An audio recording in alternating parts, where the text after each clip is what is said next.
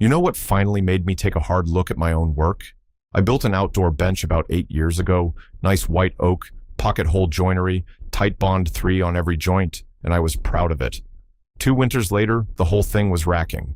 The pocket holes had loosened, the glue lines were cracking, and the wood had twisted because I paid zero attention to how the grain was oriented. That bench lived on a covered porch. It never even got rained on directly. And I remember thinking, if this thing can't survive a porch in Virginia, how on earth did wooden ships survive the North Atlantic for decades? That question sent me down a path I never expected. I started studying how traditional shipwrights built, and what I found made me realize that at least 10 things most of us do in the shop every day would be an absolute death sentence on the water. Today, I'm going to walk you through all 10, and stick around to the end because I'll share a seam preparation technique from old naval shipyards that I now use on every single outdoor project I build. Let's get into it. What we're really talking about today is a mindset shift. Shipwrights didn't have access to better technology than we have. In many ways, they had far less. But they understood wood and water and movement at a level that most modern carpenters never need to think about. And that understanding produced work that lasted generations. Once you see your projects through a shipwright's eyes, even the stuff that never leaves your living room gets better. So, who are these shipwrights I keep mentioning? I'm drawing mostly from the Northern European tradition. Scandinavian boat builders, English and Dutch naval carpenters from the age of sail, and the yards that built everything from Viking longships to Royal Navy frigates. These weren't artists working in quiet studios. They were tradesmen solving life and death problems under deadline in bad weather with hand tools. A ship that leaked too much sank. A joint that failed in a storm killed people. There was no margin for error and no chance to come back and fix it once the vessel was at sea. What struck me most when I started studying their methods was how practical everything was. There was no wasted effort, no decoration for its own sake, and absolutely no shortcuts that traded long-term durability for speed. Every decision, from how they selected a tree, to how they oriented a plank, to how they fastened one timber to another, was driven by one question. Will this hold when the sea tries to tear it apart? They understood that wood moves. It swells, it shrinks, it twists, it cups. And instead of fighting that movement the way most of us do, they designed around it. They expected it. They welcomed it in some cases because a hull plank that swells tight against its neighbor is a hull plank that doesn't leak. That philosophy is the thread running through everything I'm about to share. Wood is not a static material, and the sooner you stop treating it like one, the better your work gets. Now, let me walk you through the 10 habits that would get you thrown out of any shipyard. The first one is pocket holes. And look, I'm not here to start a war. Pocket holes are fast, and they're easy, and for certain indoor applications, they're fine. But a shipwright would never trust a structural connection to a screw driven at an angle into end grain. That's essentially what a pocket hole is. The holding power of a screw in end grain is roughly half what you get in face grain or edge grain. On a ship, where every joint is under constant stress from wave action, a pocket hole would work itself loose in a matter of weeks. Shipwrights used through bolts, tree nails, which are wooden pegs driven through overlapping timbers and interlocking joints that got stronger under load. The takeaway for your shop is simple. If a joint is going to see any kind of movement or stress, a pocket hole is the wrong answer. The second habit is relying on rigid glues. Tight Bond 3, epoxy, polyurethane, these are all fantastic adhesives. But they create a bond that is stiffer than the wood itself. On a ship, a rigid glue line becomes a stress concentrator. When the hull flexes, and every hull flexes, the rigid glue forces the wood to crack somewhere else. Traditional shipwrights used mechanical fasteners that allowed controlled movement. When they did use adhesives, they used things like pine tar and oakum that stayed flexible for decades. For your projects, especially anything outdoors or anything wide, like a tabletop, ask yourself whether your glue is allowing the wood to move or forcing it to fight. By the way, if you are enjoying learning about these shipwright methods, I put together something I think you will really appreciate. It is called Secrets of the Shipyard, and it covers 16 chapters of Viking and naval carpentry techniques that most woodworkers have never seen. 150 pages of real hands-on knowledge. You can grab your copy by scanning the QR code on screen, or just use the first link in the description. All right, let us keep going. The third habit is ignoring grain direction. This one was humbling for me because I spent years just cutting boards to length without thinking about which way the grain was running relative to the forces on that joint. Shipwrights were obsessive about this. When they needed a curved timber for a knee or a frame, they didn't steam bend a straight board. They found a tree that grew in that curve naturally, so the grain followed the shape. That means the fibers are continuous through the curve instead of running off the edge where they can split under load. In your shop, this translates to paying attention to grain runout on table legs, chair parts, and anything that takes lateral stress. A leg with grain that runs straight through its length is dramatically stronger than one where the grain angles off the edge. Number 4 is skipping proper, wood selection and seasoning. Most of us go to the lumber yard, pick boards that look straight and clean, and start building. Shipwrights spent more time selecting and preparing timber than they spent on any other single phase of construction.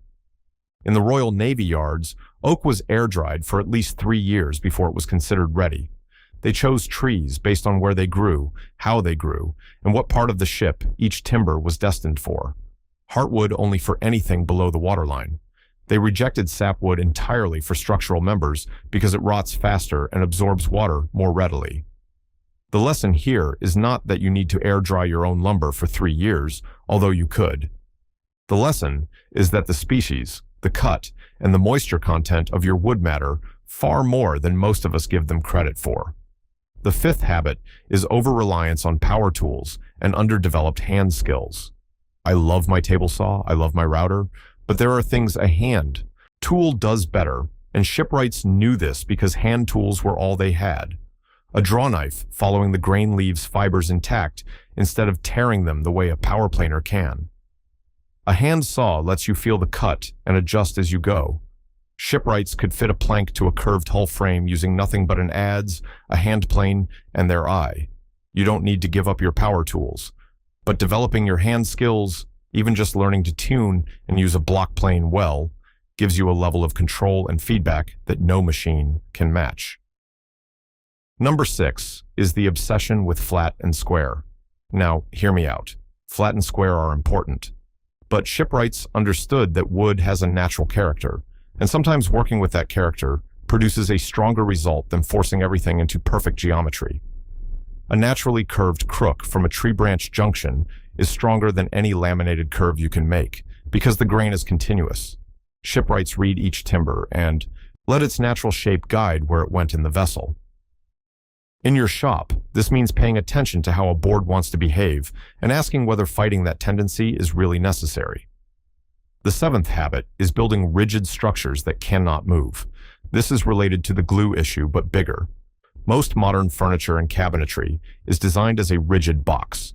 Shipwrights built structures that were designed to flex. A wooden ship is not a rigid shell. It's a flexible assembly that absorbs and distributes stress across thousands of individual connections. For your projects, think about whether your design allows for seasonal wood movement.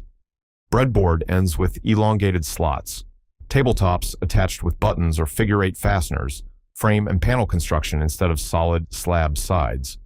These are all land-based versions of the shipwright's flexible philosophy. Number 8 is neglecting water and weather in your design decisions. Even if your project lives indoors, humidity changes seasonally. Shipwrights designed every single component assuming it would get wet. They chamfered edges so water couldn't pool. They sloped horizontal surfaces for drainage. They avoided traps where moisture could collect and sit.